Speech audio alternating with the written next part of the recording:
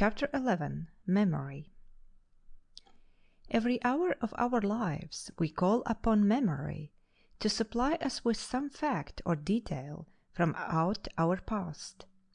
Let memory wholly fail us, and we find ourselves helpless and out of joint in a world we fail to understand. A poor memory handicaps one in the pursuit of education, hampers him in business or professional success, and puts him at a disadvantage in every relation of life. On the other hand, a good memory is an asset on which the owner realizes anew each succeeding day. 1. The nature of memory. Now that you come to think of it, you can recall perfectly well that Columbus discovered America in 1492, that your house is painted white, that it rained a week ago today. But where were these once known facts, now remembered so easily, while they were out of your mind? Where did they stay while you were not thinking of them? The common answer is stored away in my memory. Yet no one believes that the memory is a warehouse of facts which we pack away there when we for a time have no use of them, as we store away our old furniture. What is retained? The truth is that the simple question I asked you is by no means an easy one, and I will answer it myself by asking you an easier one. As we sit with the sunlight streaming into our room, where is the darkness which filled it last night? And where will all this light be at midnight tonight? Answer these questions, and the ones I asked about your remembered facts will be answered.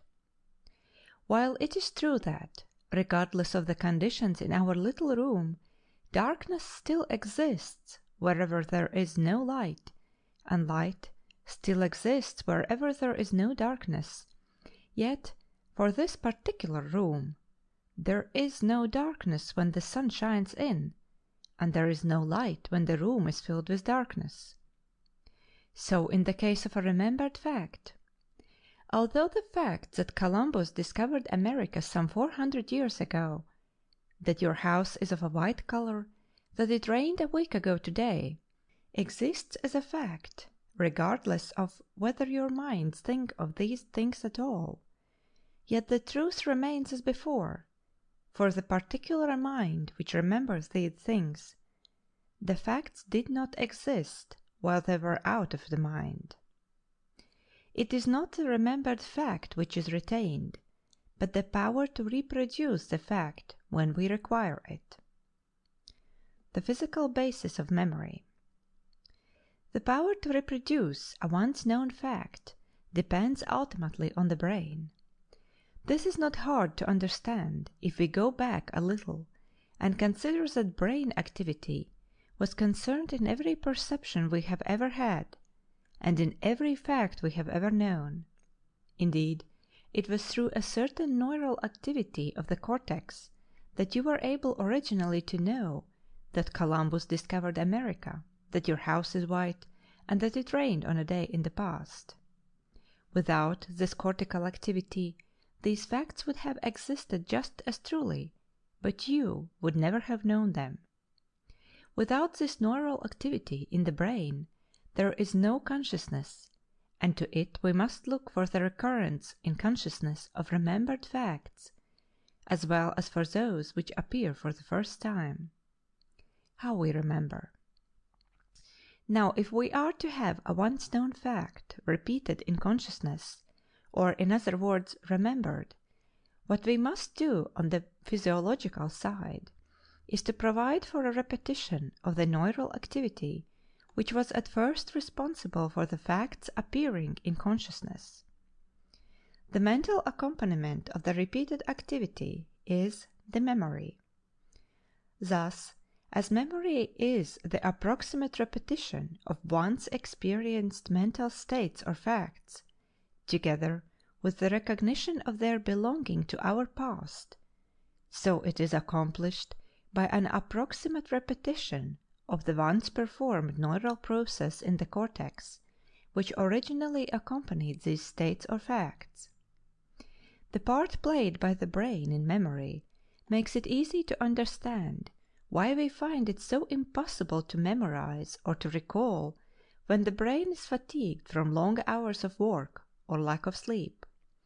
It also explains the dearrangement in memory that often comes from an injury to the brain, or from the toxins of alcohol, drugs, or disease. Dependence of memory on brain quality. Differences in memory ability, while depending in part on the training memory receives, rest ultimately on the memory quality of the brain. James tells us that 4 distinct types of brains may be distinguished, and he describes them as follows: brains that are, first, like marble to receive and like marble to retain; second, like wax to receive and like wax to retain; third, like marble to receive and like wax to retain; 4, like wax to receive and like marble to retain. The first type gives us those who memorize slowly and with much heroic effort, but who keep well what they have committed. The second type represents the ones who learn in a flash, who can cram up a lesson in a few minutes, but who forget as easily and as quickly as they learn. The third type characterizes the unfortunates who must labor hard and long for what they memorize, only to see it quickly slipping from their grasp. The fourth type is a rare boon to its possessor, enabling him easily to stock his memory with valuable material, which is ready available to him upon demand. The particular type of brain we possess is given us through heredity, and we can do little or nothing to change the type. Whatever our type of brain, however, we can do much to improve our memory by obeying the laws upon which all good memory depends. 2. The 4 factors involved in memory. Nothing is more obvious than that memory cannot return to us what has never been given into its keeping, what has not been retained, or what for any reason cannot be recalled. Further, if the facts given back by memory are not recognized as belonging to our past, memory would be incomplete. Memory, therefore, involves the following 4 factors: 1. Registration; 2. Retention; 3. Recall; 4. Recognition. Registration. By registration we mean the learning or committing of the matter to be remembered. On the brain side this involves producing in the appropriate neurons the activities which, when repeated again later, cause the fact to be recalled. It is this process that constitutes what we call impressing the facts upon the brain. Nothing is more fatal to good memory than partial or faulty registration. A thing but half learned is sure to be forgotten. We often stop in the mastery of a lesson just short of the full impression needed for permanent retention and sure recall. We sometimes say to our teachers, "I cannot remember," when, as a matter of fact, we have never learned the thing we seek to recall. Retention. Retention, as we have already seen, resides primarily in the brain. It is accomplished through the law of habit working in the neurons of the cortex. Here, as elsewhere, habit makes an activity once performed more easy of performance each succeeding time. Through this law, a neural activity once performed tends to be repeated, or in other words, a fact once known in consciousness tends to be remembered. That so large a part of our past is lost in oblivion and out of the reach of our memory is probably much more largely due a failure to recall than to retain. We say that we have forgotten a fact or a name which we cannot recall, try as hard as we may, yet surely all have had the experience of a long-striven-for fact suddenly appearing in our memory when we had given it up and no longer had use for it. It was retained all the time, else it never could have come back at all. An aged man of my acquaintance lay on his deathbed. In his childhood he had first learned to speak German, but moving with his family when he was 8 or 9 years of age to an English-speaking community, he had lost his ability to speak German and had been unable for a third of a century to carry on a conversation in his mother tongue. Yet, during the last days of his sickness, he lost almost wholly the power to use the English language and spoke fluently in German. During all these years his brain path had retained the power to reproduce the forgotten words, even though for so long a time the words could not be recalled. James quotes a still more striking case of an aged woman who was seized with a fever, and during her delirious ravings was heard talking in Latin, Hebrew, and Greek. She herself could neither read nor write, and the priest said she was possessed of a devil. But a physician unraveled the mystery. When the girl was 9 years of age, a pastor, who was a noted scholar, had taken her into his home as a servant, and she had remained there until his death. During this time she had daily heard him read aloud from his books in these languages.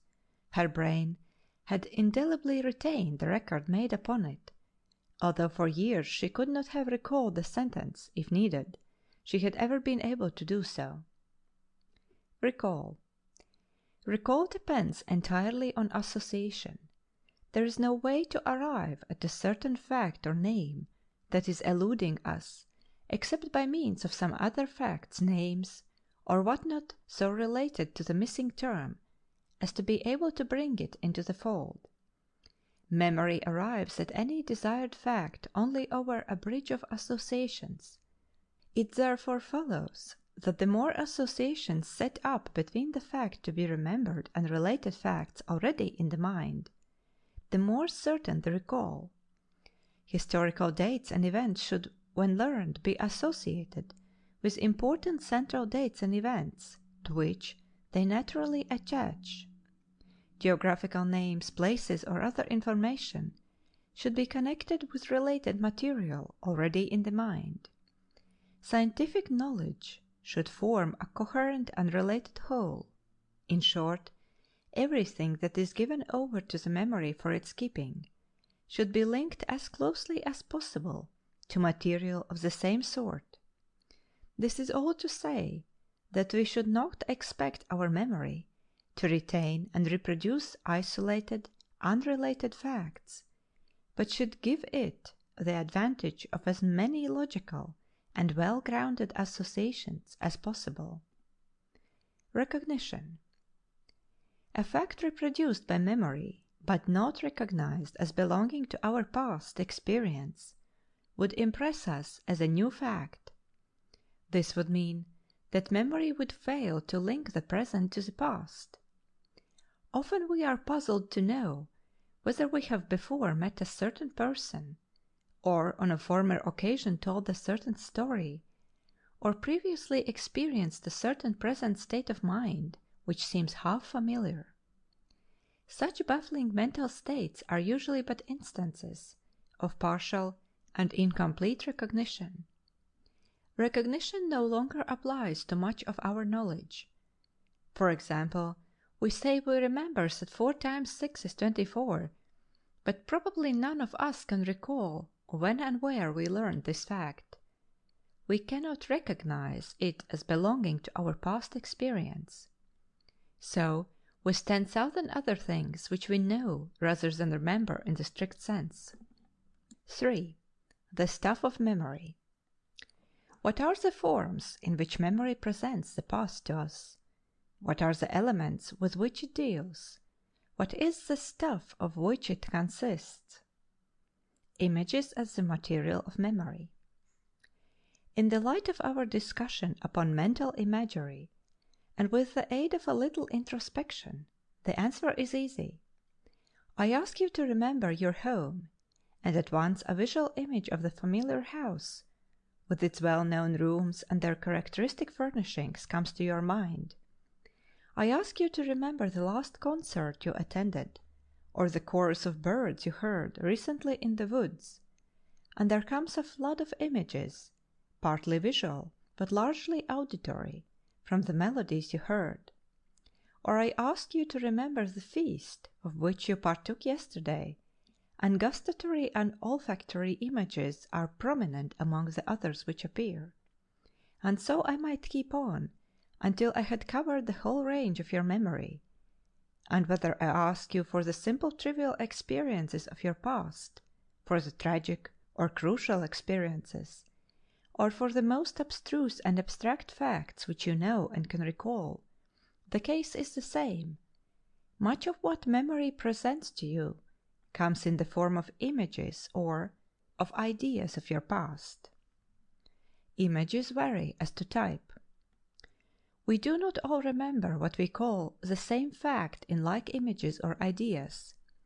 When you remember that Columbus discovered America in 1492, some of you had an image of Columbus the mariner standing on the deck of his ship, as the old picture shows him, and accompanying this image with an idea of long agoness. Others, in recalling the same fact, had an image of the coast on which he landed, and perchance felt the rocking of the boat and heard it scraping on the sand as it neared the shore.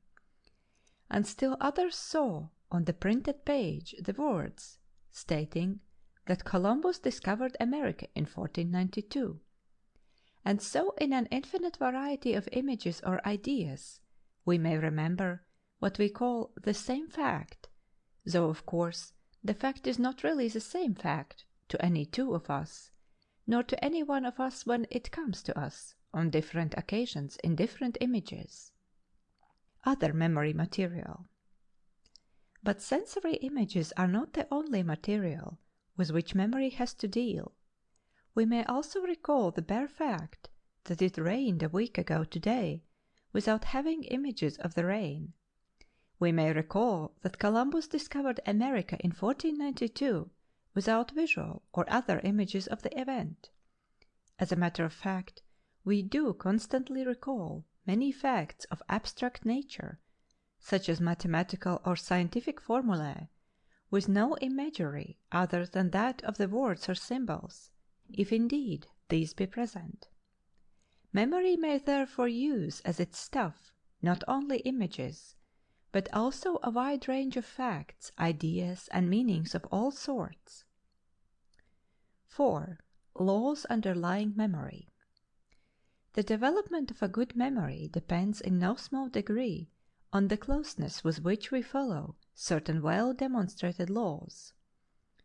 The law of association. The law of association, as we have already seen, is fundamental.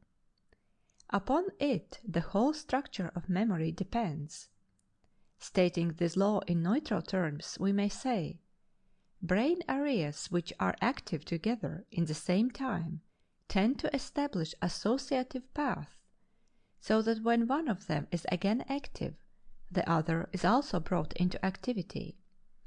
Expressing the same truth in mental terms, if two facts or experiences occur together in consciousness, and one of them is later recalled, it tends to cause the other to appear also. The law of repetition. The law of repetition is but a restatement of the law of habit, and may be formulated as follows. The more frequently a certain cortical activity occurs, the more easily is its repetition brought about. Stating this law in mental terms, we may say, the more often a fact is recalled in consciousness, the easier and more certain the recall becomes. It is upon the law of repetition that reviews and drills to fix things in the memory are based. The law of recency. We may state the law of recency in physiological terms as follows. The more recently brain centers have been employed in a certain activity, the more easily are they thrown into the same activity. This, on the mental side, means the more recently any facts have been present in consciousness, the more easily are they recalled. It is in obedience to this law that we want to rehearse a difficult lesson just before the recitation hour, or cram immediately before an examination.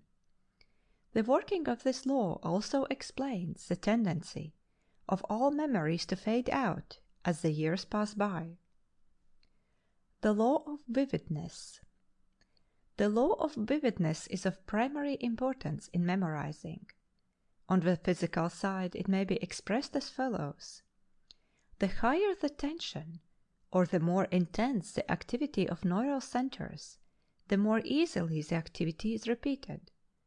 The counterpart of this law in mental terms is: the higher the degree of attention or concentration when the fact is registered, the more certain it is of recall. Better far one impression of high degree of vividness than several repetitions with the attention wandering or the brain too fatigued to respond. Not a drill alone, but drill with concentration, is necessary to sure memory, in proof of which witness the futile results on the part of the small boy who studies his spelling lesson over 15 times, the while he is at the same time counting his marbles. 5. Rules for using the memory. Much careful and fruitful experimentation in the field of memory has taken place in recent years. The scientists are now able to give us certain simple rules which we can employ in using our memories, even if we lack the time or opportunity to follow all their technical discussions. Wholes versus parts. Probably most people, in setting to work to commit to memory a poem, oration, or such other material, have a tendency to learn it first by stanzas or sections, and then put the parts together to form the whole. Many tests, however, have shown this to be a less effective method than to go over the whole poem or oration time after time, finally giving special attention to any particularly difficult places. The only exception to this rule would seem to be in the case of very long productions, which may be broken up into sections of reasonable length. The method of committing by wholes instead of parts not only economizes time and effort in the learning, but also gives a better sense of unity and meaning to the matter memorized. Rate of forgetting. The rate of forgetting is found to be very much more rapid immediately following the learning than after a longer time has elapsed. This is to say, that of what one is going to forget of matter committed to memory, approximately one half will fall away within the first 24 hours, and 3/4 within the first 3 days.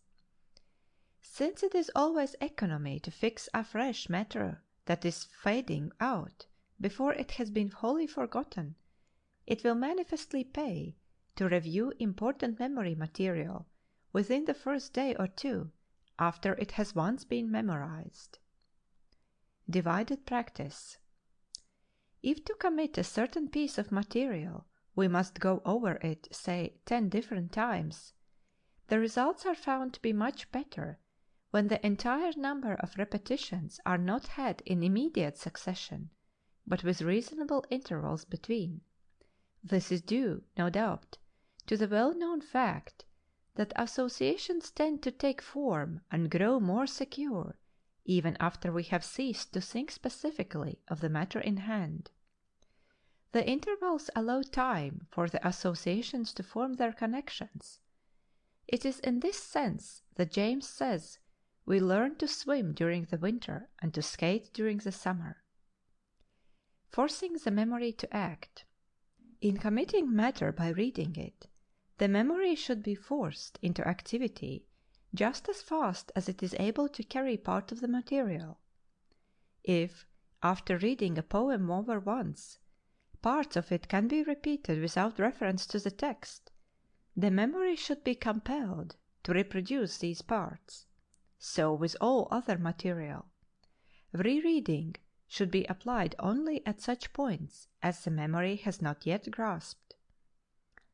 Not a memory, but memories.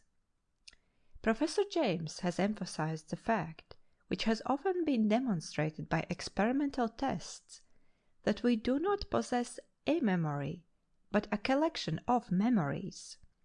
Our memory may be very good in one line and poor in another, nor can we train our memory in the sense of practicing it in one line and having the improvement extend equally to other lines. Committing poetry may have little or no effect in strengthening the memory for historical or scientific data. In general, the memory must be trained in the specific lines in which it is to excel. General training will not serve except as it may lead to better modes of learning what is to be memorized. 6. What constitutes a good memory?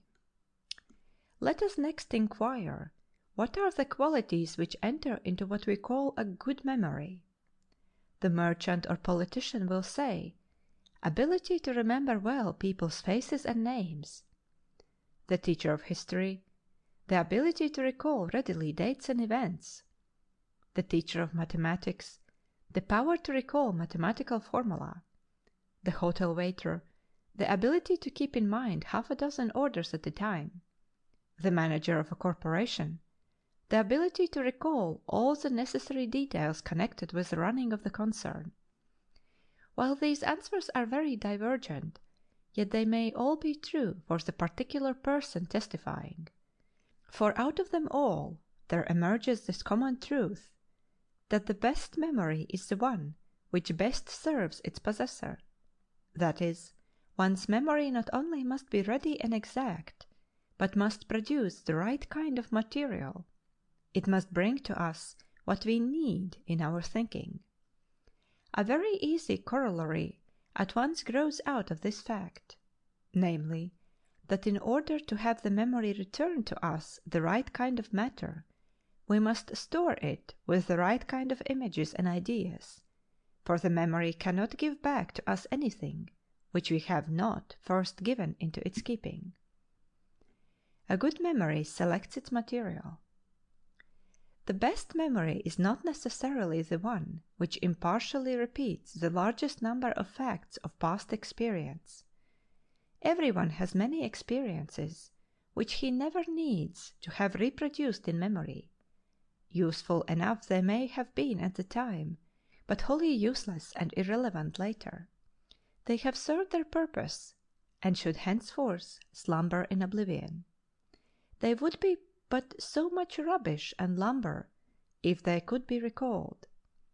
Everyone has surely met that particular type of bore whose memory is so faithful to details that no incident in the story he tells, no matter however trivial, is ever omitted in the recounting. His associations work in such a tireless round of minute successions, without ever being able to take a jump or a short cut, that he is powerless to separate the wheat from the chaff, so he dumps the whole indiscriminate mass into our long-suffering ears. Dr. Carpenter tells of a member of Parliament who could repeat long legal documents and acts of Parliament after one reading. When he was congratulated on his remarkable gift, he replied that instead of being an advantage to him, it was often a source of great inconvenience, because when he wished to recollect anything in a document he had read, he could do it only by repeating the whole from the beginning up to the point which he wished to recall.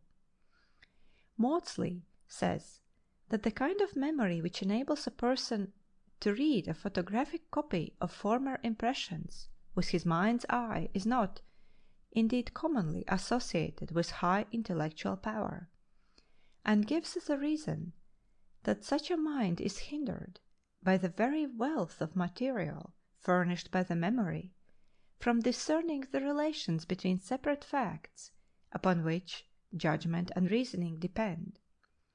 It is likewise a common source of surprise among teachers that many of the pupils who could outstrip their classmates in learning and memory do not turn out to be able men. But this, says Whately, is as reasonable as to wonder that a cistern, if filled, should not be a perpetual fountain. It is possible for one to be so lost in a tangle of trees that he cannot see the woods. A good memory requires good thinking. It is not, then, mere representation of facts that constitutes a good memory. The pupil who can reproduce a history lesson by the page has not necessarily as good a memory as the one who remembers fewer facts, but sees the relations between those remembered, and hence is able to choose what he will remember. Memory must be discriminative. It must fasten on that which is important, and keep that for us.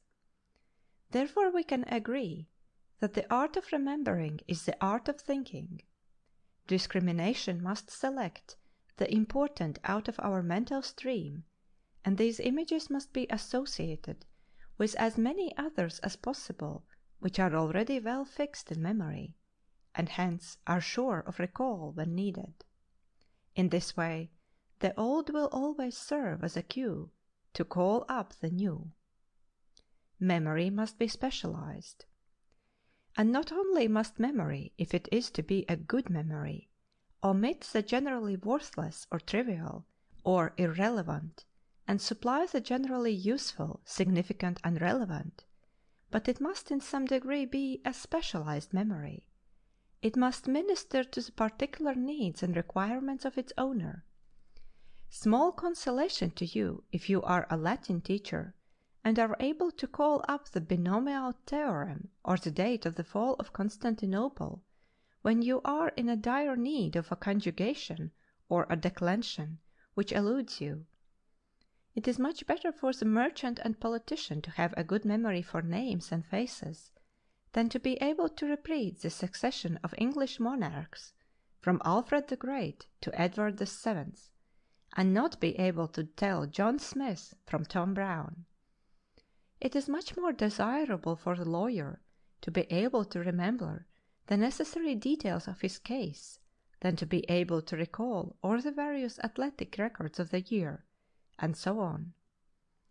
In order to be a good memory for us, our memory must be faithful in dealing with the material which constitutes the needs of our vocations. Our memory may and should bring to us many things outside of our immediate vocations, else our lives will be narrow, but its chief concern and most accurate work must be along the path of our everyday requirements at its hands. And this works out well in connection with the physiological laws which were stated a little while since, providing that our vocations are along the line of our interests. For the things with which we work daily, and in which we are interested, will be often thought of together, and hence will become well associated. They will be frequently recalled, and hence more easily remembered. They will be vividly experienced as the inevitable result of interest, and this goes far to insure recall. 7. Memory devices. Many devices have been invented for training or using the memory, and not a few worthless systems have been imposed by conscienceless fakers upon uninformed people. All memorizing finally must go back to the fundamental laws of brain activity and the rules growing out of these laws. There is no royal road to a good memory. The effects of cramming. Not a few students depend on cramming for much of their learning. If this method of study would yield as valuable permanent results, it would be by far the most sensible and economical method to use. For under the stress of necessity we often are able to accomplish results much faster than when no pressure is resting upon us. The difficulty is, however, that the results are not permanent. The facts learned do not have time to seek out and link themselves to well-established associates. Learned in an hour, their retention is as ephemeral as the application which gave them to us. Facts which are needed but temporarily, and which cannot become a part of our body of permanent knowledge, might profitably be learned by cramming. The lawyer needs many details for the case he is trying, which not only are valueless to him as soon as the case is decided, but would positively be in his way. He may profitably cram such facts. But those facts which are to become a permanent part of his mental equipment, such as the fundamental principles of law, he cannot cram. These he must have in a logical chain which will not leave their recall dependent upon the chance coup. Crammed facts may serve us during a recitation or an examination, but they never really become a part of us. Nothing can take the place of the logical placing of facts if they are to be remembered with facility and be usable in thinking when recalled. Remembering isolated facts. But after all this is taken into consideration, there still remain a large number of facts which refuse to fit into any connected or logical system, or, if they do belong with some system, their connection is not very close, and we have more need for the few individual facts than for the system as a whole. Hence we must have some means of remembering such facts other than by connecting them with their logical associations. Such facts as may be typified by the multiplication table, certain dates, events, names, numbers, errands, and engagements of various kinds, all these need to be remembered accurately and quickly when the occasion for them arises. We must be able to recall them with facility, so that the occasion will not have passed by before we can secure them, and we have failed to do our part because of the lapse. With facts of this type, the means of securing a good memory are the same as in the case of logical memory, except that we must of necessity forego the linking to naturally related associates. We can, however, take advantage of the three laws which have been given. If these methods are used faithfully, then we have done what we can in the way of ensuring the recall of facts of this type, unless we associate them with some artificial cue, such as tying a thread around our finger to remember an errand, or learning the multiplication table by singing it. We are not to be too ready to excuse ourselves, however, if we have forgotten to mail the letter or deliver the message, for our attention may have been very lax when we recorded the direction in the first place, and we may never have taken the trouble to think of the matter between the time it was given into our keeping and the time we were to perform the errand. Mnemonic Devices. Many ingenious devices have been invented to assist the memory. No doubt each one of you has some way of your own of remembering certain things committed to you, or some much needed fact which has a tendency to elude you. You may not tie the traditional string around your finger, or place your watch in the wrong pocket, but if not, you have invented some method which suits your convenience better. While many books have been written, and many lectures given exploiting mnemonic systems, they are, however, all founded upon the same general principle, namely, that of association of ideas in the mind. They all make use of the same basis for memory that any of us use every time we remember anything, from the commonest event which occurred last hour to the most abstruse bit of philosophy which we may have in our minds. They all tie the fact to be remembered to some other fact which is sure of recall, and then trust the old fact to bring the new along with it when it again comes into the mind.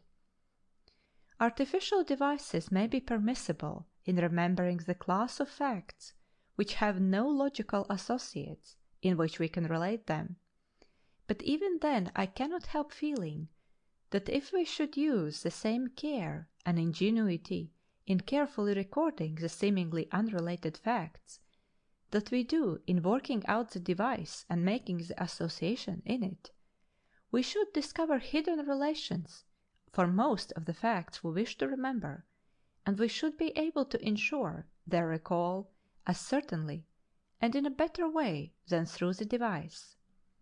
Then also we should not be in danger of handing over to the device various facts for which we should discover relations, thus placing them in the logical body of our usable knowledge where they belong.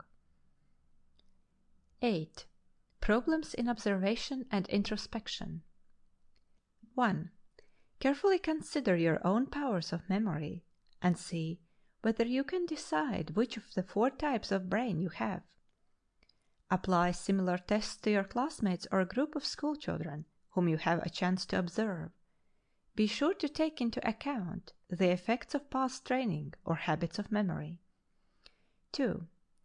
Watch in your own memorizing and also that of school children for failures in recall caused by lack of proper associations. Why is it particularly hard to commit what one does not understand? 3. Observe a class in a recitation or an examination and seek to discover whether any defects of memory revealed are to be explained by a lack of repetition, recency, vividness in learning. 4. Make a study of your own class and also of a group of children in school to discover their methods of memorizing. Have in mind the rules for memorizing given in Section 5 of this chapter. 5. Observe by introspection your method of recall of historical events you have studied, and note whether images form an important part of your memory material, or does your recall consist chiefly of bare facts? In how far does this depend on your method of learning the facts in the first place? 6. Carefully consider your experience from cramming your lessons. Does the material learned in this way stay with you? Do you understand it and find yourself able to use it as well as stuff learned during a longer interval and with more time for associations to form? End of chapter 11.